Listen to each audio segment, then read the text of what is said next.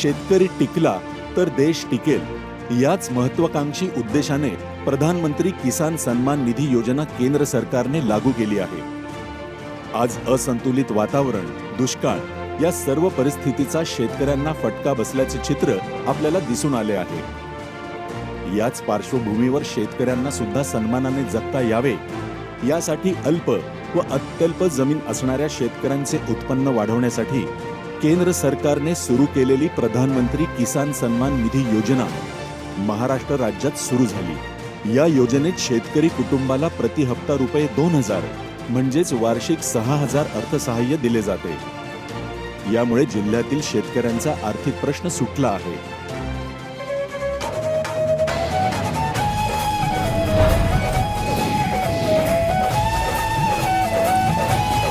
बुलढाणा लोकसभा सार्वत्रिक निवडणूक 2024 महायुतीचे अधिकृत उमेदवार प्रतापराव गणपतराव जाधव यांना धनुष्यबाण या चिन्हासमोरील बटन दाबून प्रचंड बहुमतांनी विजयी करा।